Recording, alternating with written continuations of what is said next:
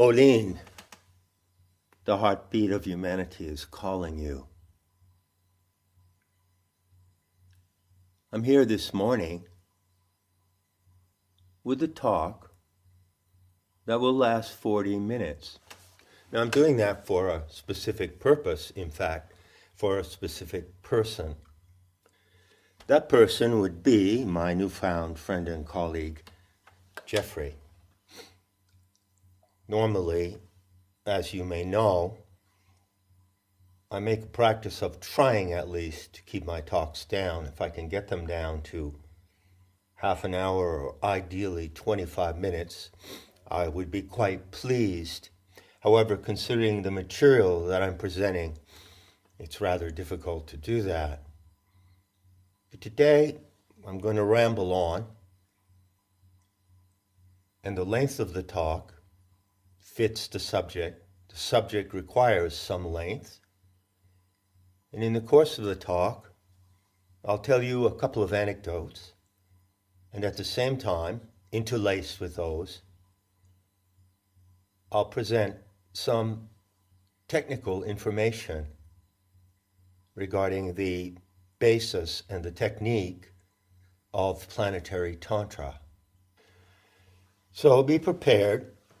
This little exposition is going to drag on.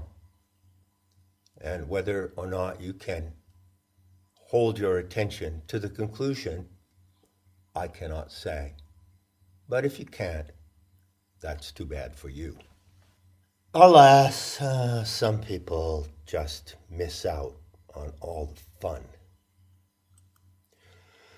I'll begin with a story from my childhood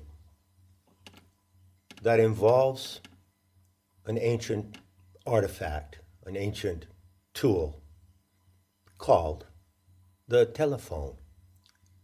Now, I'm pretty old, and I remember using the telephone when I was a child.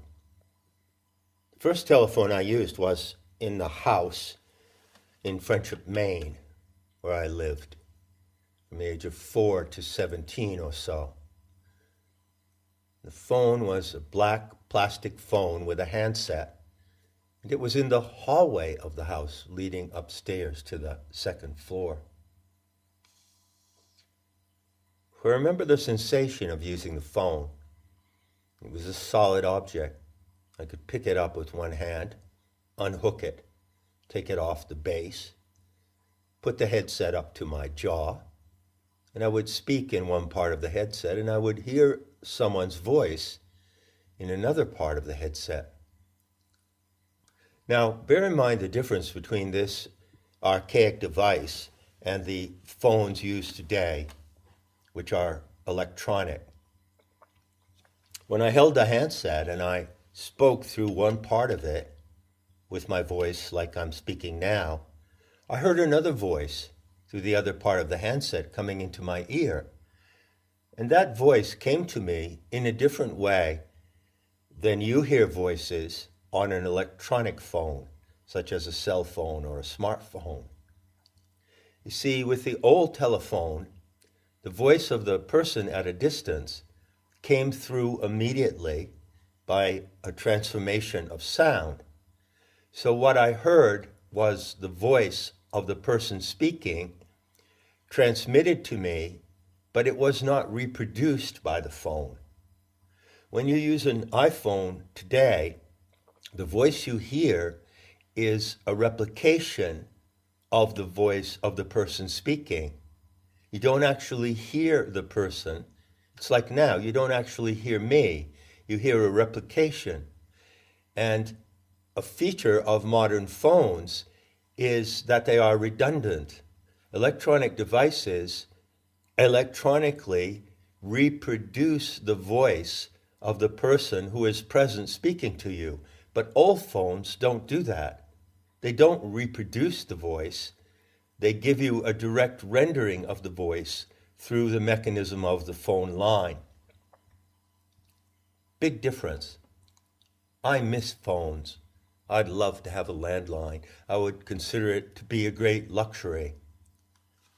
And I can imagine that some of you listening to me may never have used that kind of phone, and that's too bad, because it's a totally different sensation talking to someone on an old-fashioned telephone.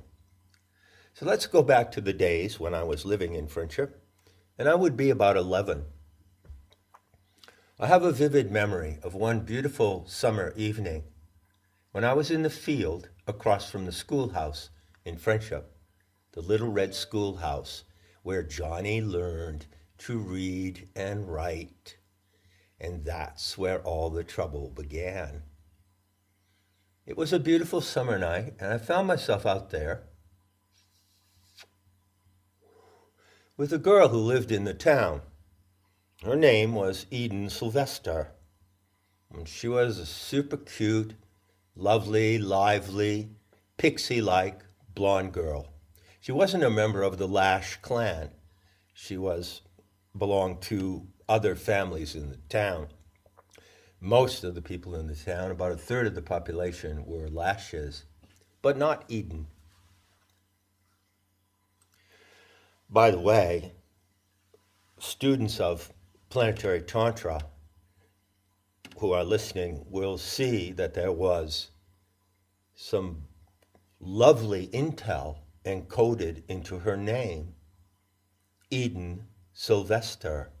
So Eden is, of course, paradise, the place of innocence and beauty without sin. And Sylvester refers to trees. And so Sylvester is a name that goes to that story in the fallen goddess scenario about the population of the earth originally by women and only women. And they were called the arboreal tree nymphs of the first earth, Sylvester. So anyway, I was pretty attracted to her, needless to say. Now, at 11 years old, I hadn't kissed a girl yet. There I found myself on a deliriously balmy summer night, just after dark, and we were running around the field chasing fireflies. And it was filled with them. I remember there was a layer of fireflies, and we just walked through it. They would flit in all directions. We were in that state of semi-ecstasy, which is natural to children, and we were excited and laughing. And I found that as we were running around chasing fireflies together, holding our hands up and cupping our hands to try to capture one, that we would often bump into each other a little bit. And every time I bumped into Eden, I got a thrill. And I could smell her. And she smelled so good. I could smell her hair, her neck, her arms. And it was so tempting to run into her. So I made sure that I bumped into her a little more than I would have. And every time I did, I took a sniff of Eden. I smelled the scent of paradise in a 10-year-old girl. It was a delirious experience, and it stayed with me for a couple of hours. So a few days later, I was walking home from town, and I found myself talking to myself about Sylvester. I was obsessed with her. And as I went along and I passed the Advent Christian Church, I came to a stretch in the road. I remember every inch of that road today as if I were there in a holographic projection. That's called a LMM, a lucid memory moment.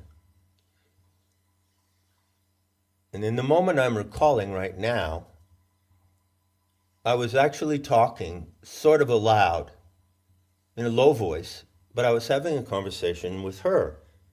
And I was, in a way, rehearsing what I wanted to say to her, which was, I wanted to invite her to go down to the harbor with me so that we could go rowing and we could go out together to one of the beautiful small islands where I often went diving for sand dollars. The islands in the harbor of friendship, like Ram Island and Sand Island. And I wanted to take her out in a rowboat so we could go explore those islands, which were just magnificent. And I'm sure they still are to this day.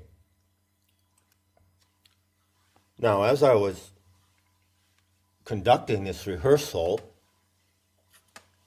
talking to her or rehearsing what I wanted to say to her, I noticed that I was also imagining, you could say, her response.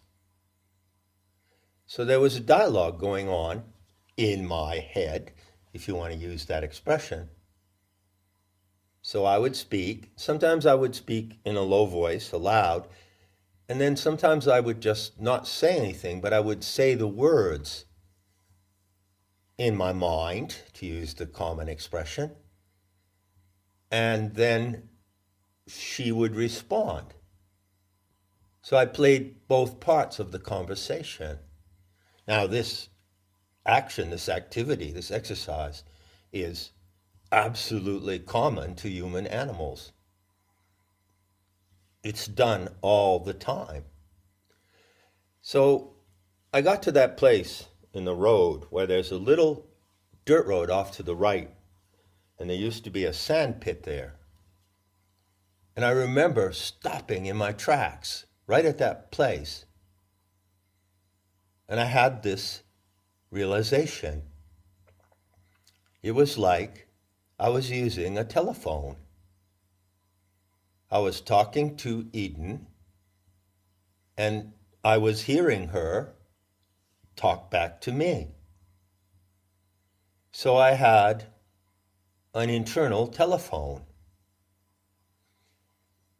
And I realized that the telephone was always there. And I didn't just use it on this occasion to have a conversation with this girl, but of course I used it a lot. But I think it was at that moment that I realized that I was using it. I realized that I had a device installed.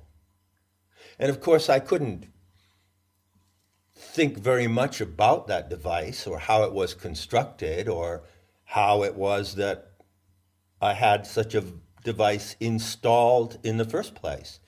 But I did recognize in a flash that there was something like a telephone operating in my mind.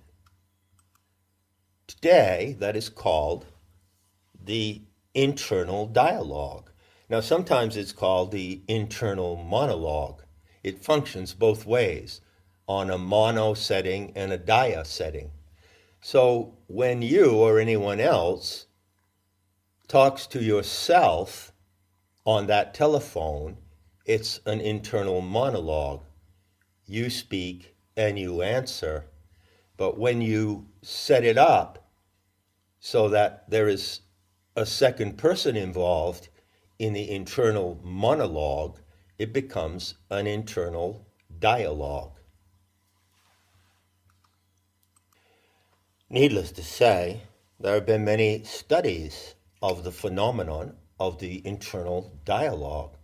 For instance, investigations into the phenomenon of schizophrenia actually look directly at this mechanism and how it works. But I assure you that no one who has investigated the internal dialogue has told you what I'm going to tell you by the time this talk concludes.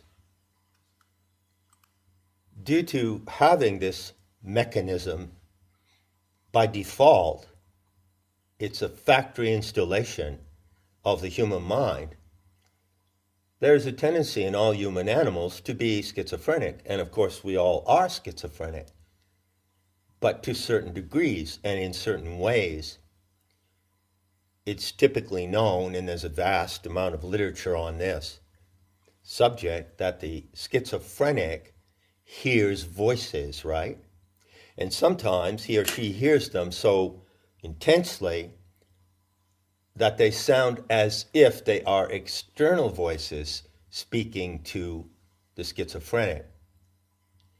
Those are called verbal or vocal hallucinations. So the mechanism can function in that way. It can produce vocal hallucinations that seem to be heard externally. But that is an illusion, and it's a sign of mental disturbance. The internal telephone is designed to work subvocally. The voice that you hear is not an external sound, it's an internal sound. The reason why it goes external or appears to be external for schizophrenics is complicated, but largely it has to do to the fact that they are ungrounded in the body. They are not connected to the earth. They are not connected to their basic physical presence in the earth. And due to being ungrounded, it appears as if the telephone is presenting them external signals, you see.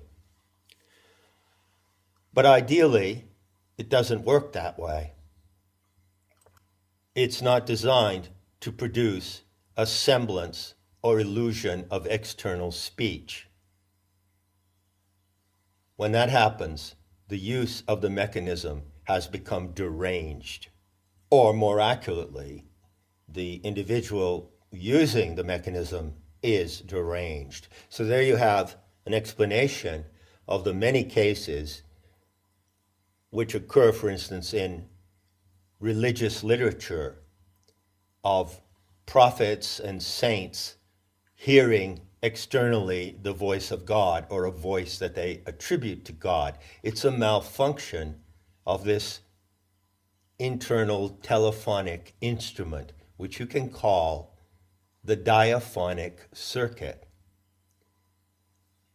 Phonic comes from the Greek word meaning voice. Telephone is voice at a distance. Diaphonic means a two-way voice. Your voice speaking internally, another voice responding internally. It is a great wonder of human design that we have this function. And I advise you to consider, if you will agree that everyone has this function. Animals have it too, but in a different way than humans. If you will agree, then I invite you to consider that you might not yet have a full conception of the extent to which you can use this function, this special instrument.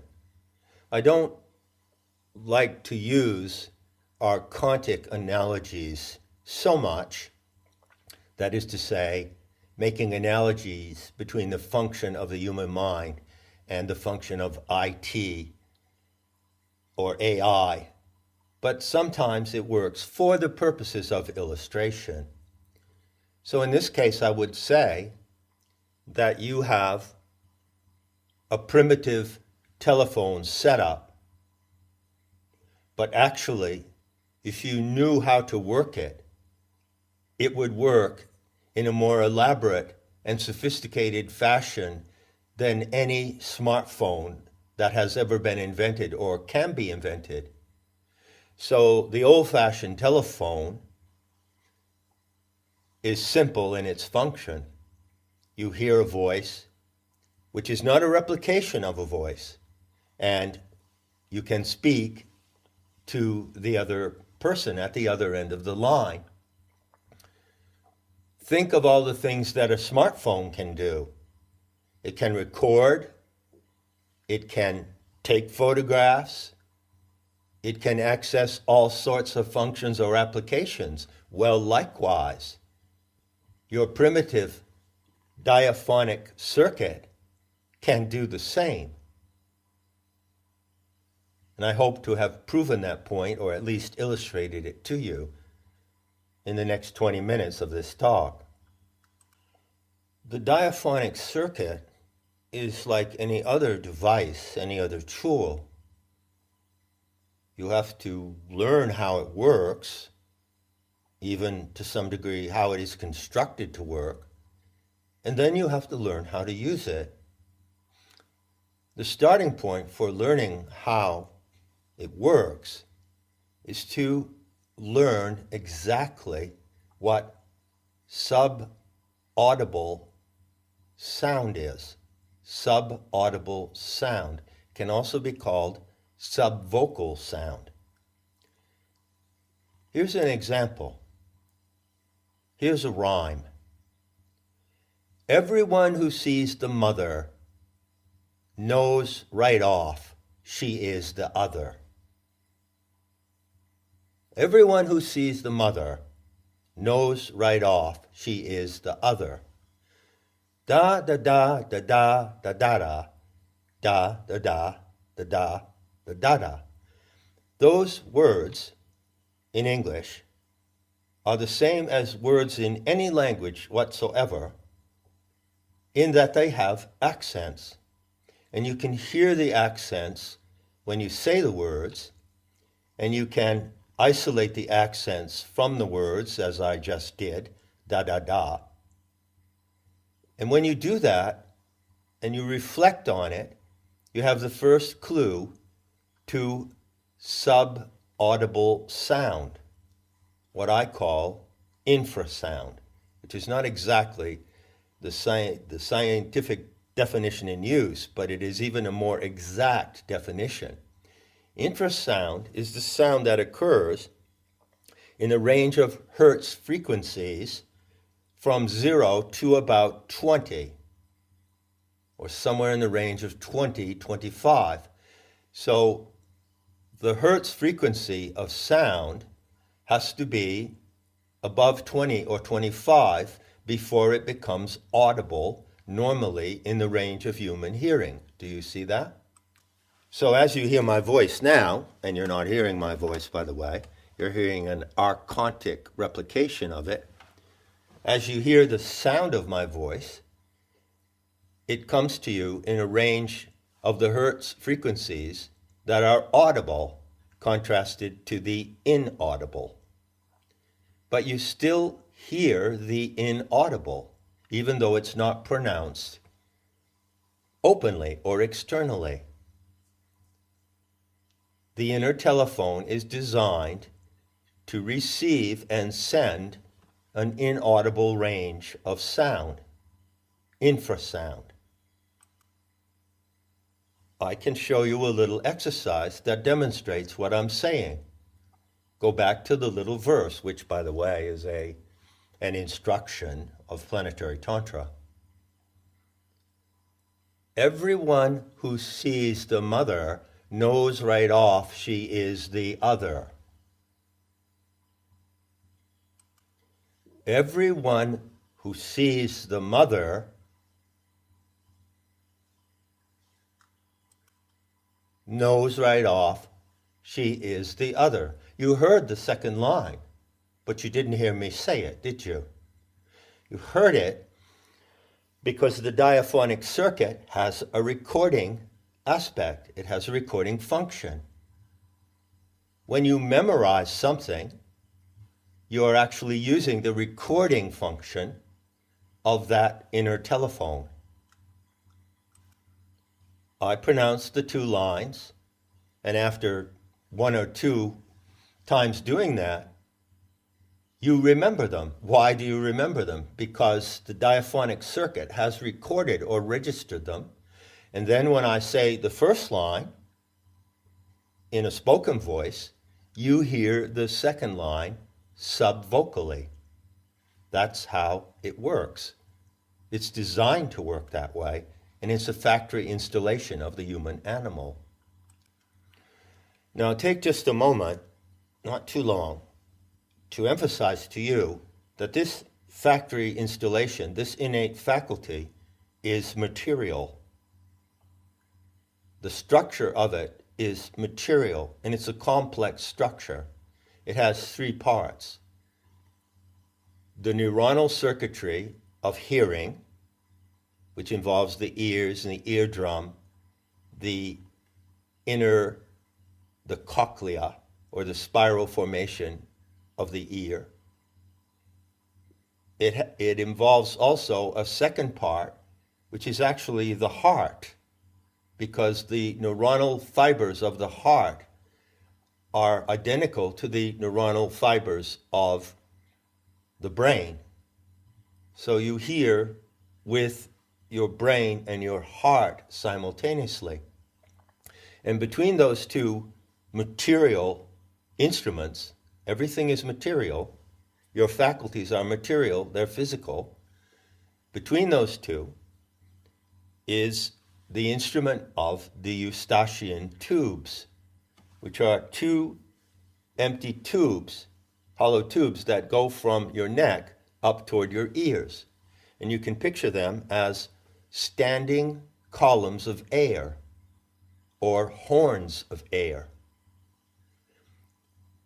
Due to the fact that they are columns of air, they register pressure of sound. So when you hear everyone who sees the mother, you hear the words in a certain way, your mechanism receives the words. But the air in the Eustachian tubes registers the beats of the words. Da da da da da da da da. Everyone who sees the mother. You see, there are beats, accents, and those beats are like beats on a drum, as if you were to tap a drum with your finger. It registers the beats.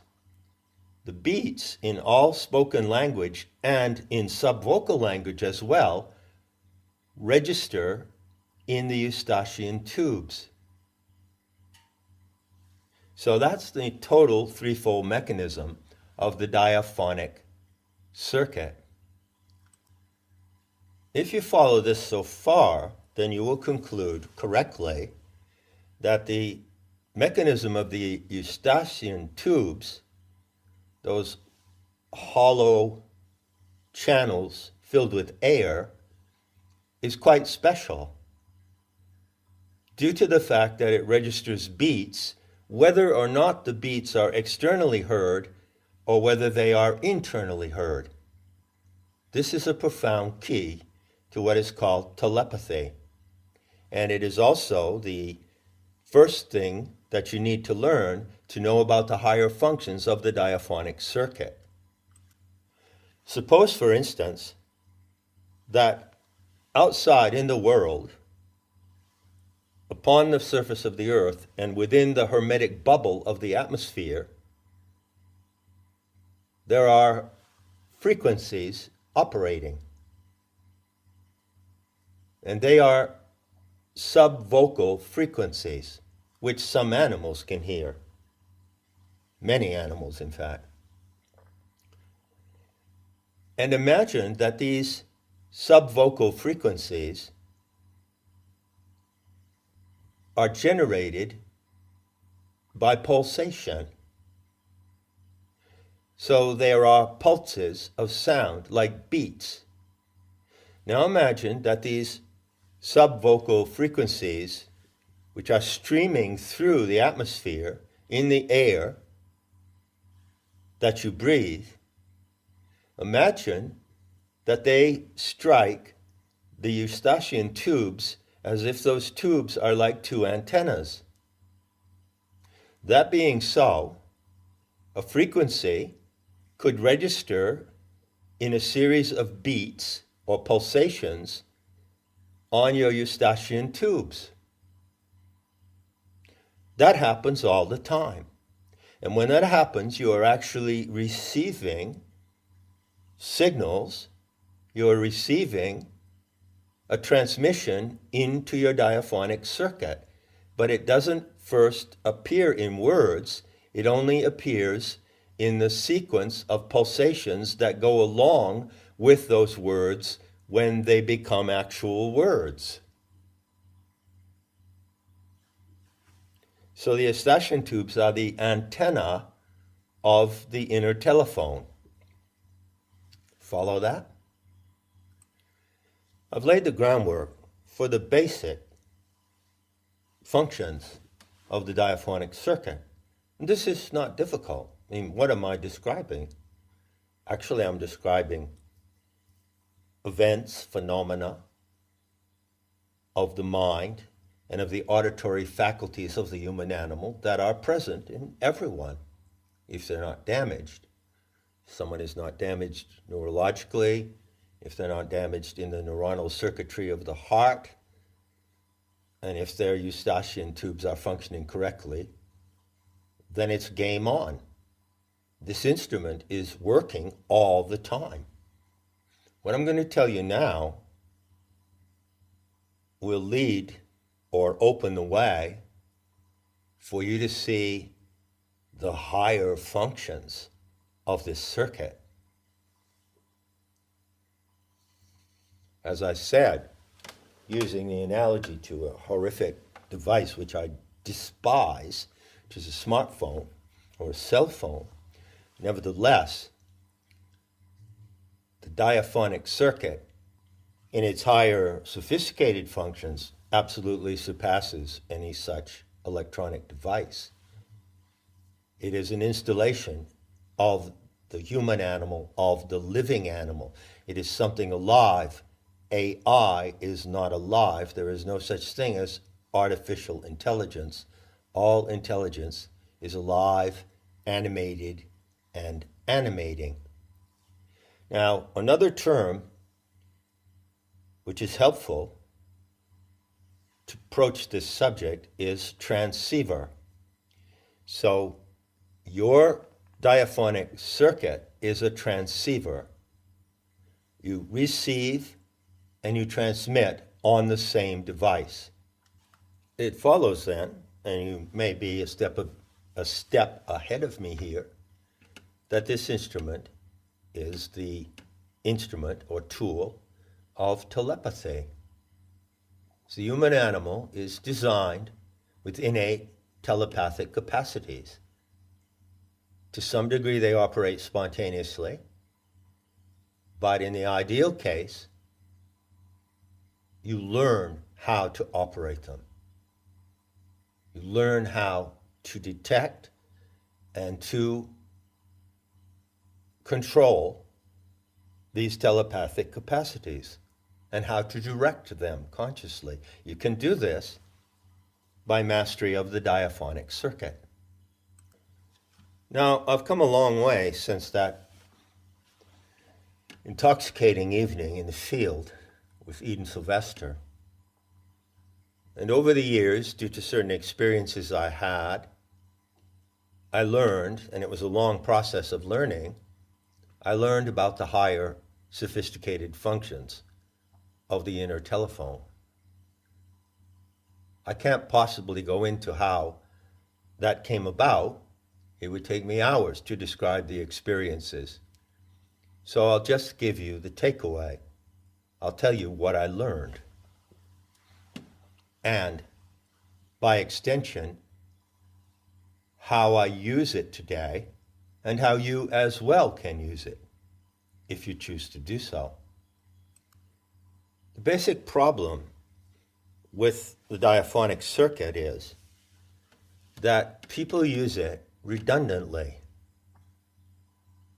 Imagine that you had an old-fashioned telephone and you didn't turn the dial with your finger. I would so love to do that once more before I go offside. Turn the dial with your finger, dial a certain number, you hear a dial tone. Well, you hear a dial tone first, then you hear it ringing, and someone answers on the other line. That's how you use an old-fashioned telephone. But imagine that you picked up the headset of the telephone and you didn't dial a number. You just used it to talk to yourself. And then imagine that in the process of talking to yourself, you told yourself in a delusional way that you were talking to another entity like God, or Jesus, or the angels, or the Count of Saint-Germain. That would be like sitting with a headset of an old-fashioned telephone, not calling anyone, and using it to talk to yourself. Well, that's what most people do with the diaphonic circuit